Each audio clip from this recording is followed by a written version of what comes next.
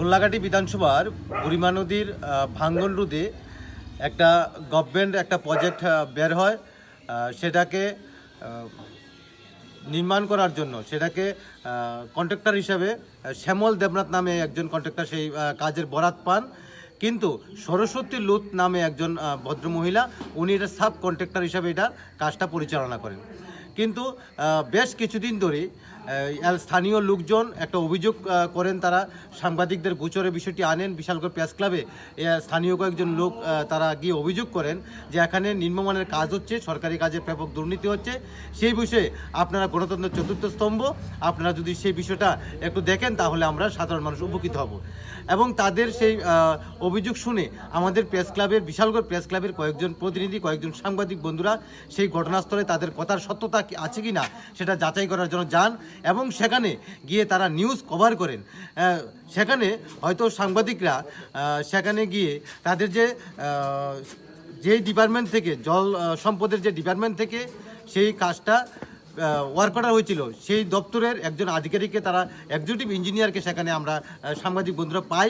তার ওনার থেকেও আমরা যখন ওনার বক্তব্য নেই তখন উনি নিজেও স্বীকার করেছেন যে আসলে কাজটায় দুর্নীতি হচ্ছে, কাজটায় অনিয়ম হচ্ছে।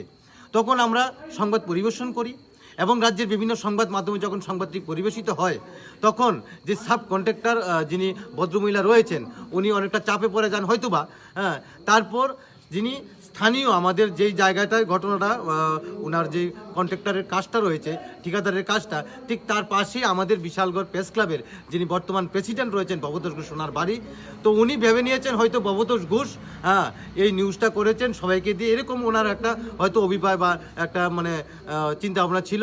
তাই উনি সরাসরি ফোনের মাধ্যমে আমার বিশালগড় প্রেস ক্লাবের এক সহকর্মীকে, এক সাংবাদিক বন্ধুকে ফোনে হুমকি দেন কার এত বড় সাহস নিউজ করার জন্য, এবং ভবতোষ ঘোষ নিউজটা করিয়েছেন, ওনাকে এবং ওনার পরিবারকে উপযুক্ত শিক্ষা দেওয়া হবে, মান সম্মানে হেয় প্রতিপন্ন করা হবে এবং তাদেরকে মামলা করা হবে। তাদেরকে আমি একজন নারী সেই তার যা যেভাবে বলার, এবং উনি যে হুমকি দিয়েছেন সেই হুমকির রেকর্ডিংটা কিন্তু আমাদের কাছে রয়েছে। আমাদের সাংবাদিক বন্ধুরা সেই তাদের ফোনে সেটা রেকর্ডও করেছেন।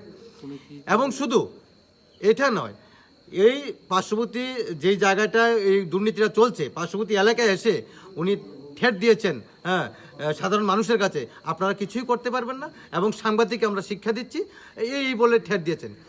তারপর আজকে জানতে পারলাম কতটা দুর্ভাগ্য রয়েছে আমরা এই রাজ্যের সাংবাদিক বন্ধুরা। আজকে জানতে পারলাম আমাদের সেই সাংবাদিক বন্ধু যিনি আমাদের প্রেস ক্লাবের সভাপতি, ওনার নামে সেই টাকার জন্য থানায় উনি মামলা করেছেন এবং উনি যা ঠেট দিয়েছেন তাই তিনি করেছেন। ঠেট দেওয়ার পরে অদ্ভুত ঘটনা।